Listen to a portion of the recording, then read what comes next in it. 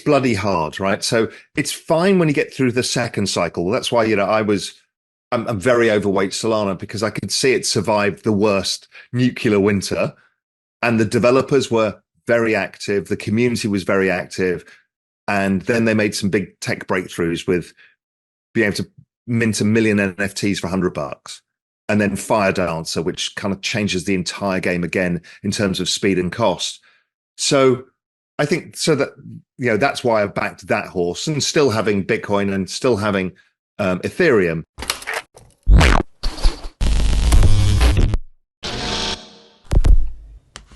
Hey guys, welcome back to Everyday Finance.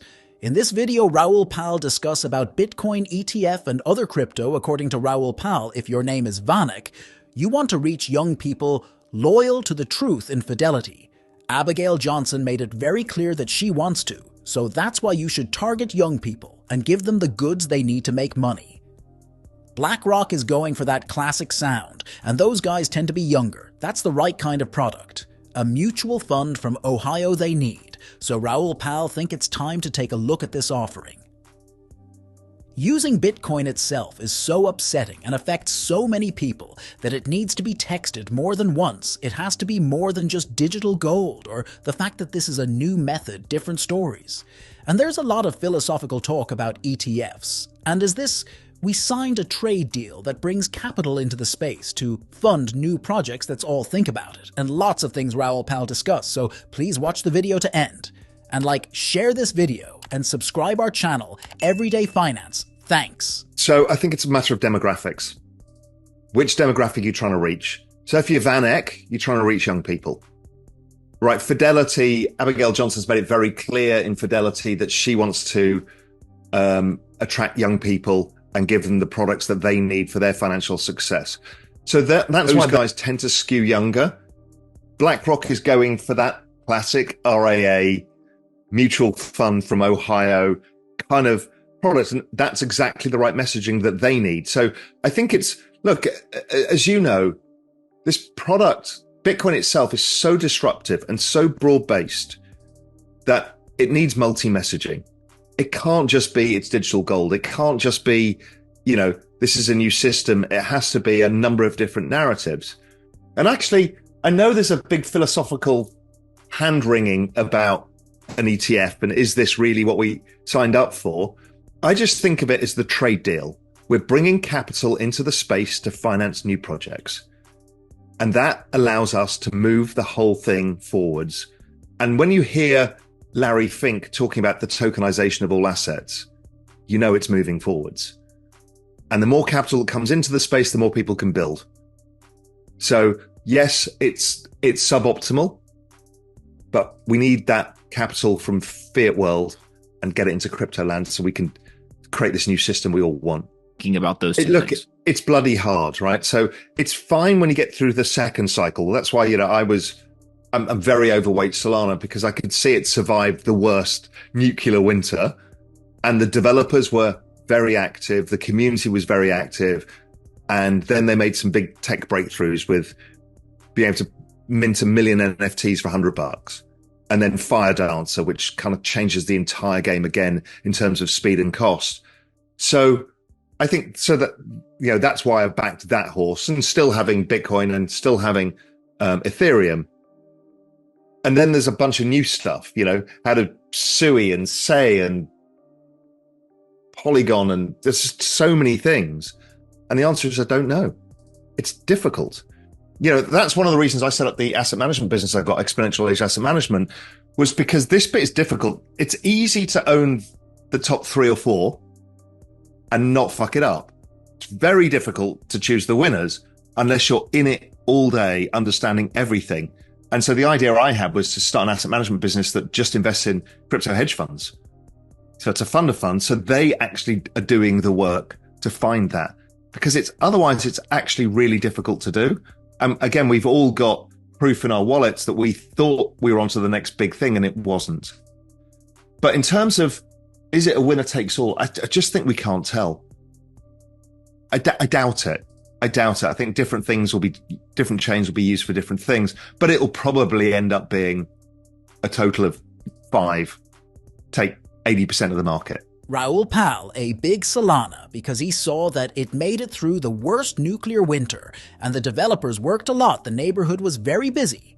And then being able to mint 1 million NFTs for $100 and then fire Dicer, which is kind of a big step forward in technology. The whole game changes again in terms of speed and cost. So that's why Raoul Pal bet on that horse, and still have Bitcoin, and still have Ethereum, and a bunch of new stuff from SUI and SE.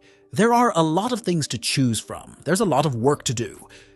Which is one reason Raoul started the asset management company he have now, Exponential Age Asset Management. This bit is hard. It's simple to have the top 3 or 4 spots and not follow through. It's hard to pick winners unless you're in it all day and know everything. Which is why the plan Raoul had was to start an asset management company that only invests in crypto hedge funds. It would be a backer fund, in fact. They're working hard to find that because it would be very hard to do otherwise. Let's back to the Raoul Pal interview. There's a bunch of others with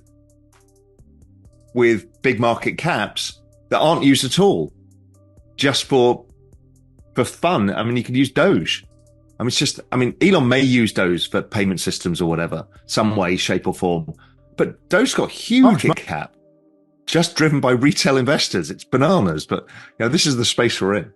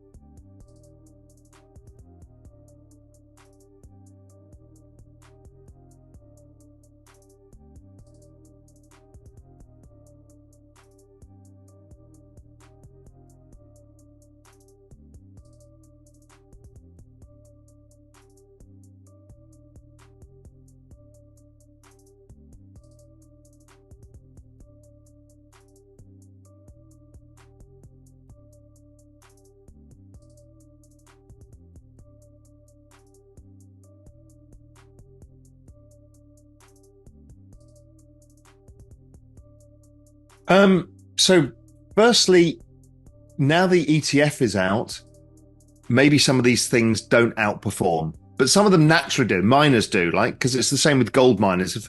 Once the gold price goes up and you cover the cost of electricity, before you know it, they start compounding money. The ETF will mean some of those flows get taken away so people don't use proxies. So stuff like MicroStrategies might trade at a slight discount. But I think you're right. The market doesn't yet, because the investment banks didn't do the research on this stuff. So it all flows down from the authentication by the investment banks that flows down to the asset management firms, who then decide to allocate. And that's been thin on the ground because they've not really touched crypto. So I do think as more companies come public, I know Circle's probably the next one, there'll be a bunch of these coming public. And I think that means that the investment banks will treat it as a full sector, and then they will start advising clients. And so we will understand these things better. Maybe they all get repriced in this cycle to a better pricing strategy. What about NFTs? I know you've been pretty bullish on those over time. What do you think about that market and kind of where that's going? So NFTs are just assets that lag. If you think of art NFTs, right? The expensive stuff, or the punk behind me. That stuff is a function of discretionary income. Much like Rolex watches have been going down, as has fine wine, as has secondhand cars, as has NFTs, punks. And I chart all of this stuff and look at them, and they just lag the economy. Because right now, markets aren't at all-time highs. People they don't want to start social signaling yet by buying the fancy Rolex or the Punk or whatever. So it just lags. So I think we've been bottoming for a while in those assets. But I think NFTs this cycle, I think we will see, and you and I have talked about this before, uses stuff like ticketing, just scale uses of smart contracts. I think we will see that because the technology now enables it. So it doesn't have to be super expensive. We've also seen the rise of inscriptions and ordinals and that kind of stuff, which is really interesting. And right now we're just in the experimentation phase, but people will figure out, okay, what really needs to be inscribed on the Bitcoin blockchain versus what doesn't need to be, that kind of stuff. And I think it's really interesting. According to Raoul Pal, the whole space-y thing is really important. The best joke Bitcoin ever had wasn't about digital gold. It was about how many people use it. It's a strong meme, and people get it. Memes are very important. People don't know how to really put these new things in their minds because they are new. But it's also kind of a child of the internet. So the dog with the hat is the big meme coin right now. If you learned something from this video, then please like this video and subscribe our channel Everyday Finance. And we will meet in next video. Thanks.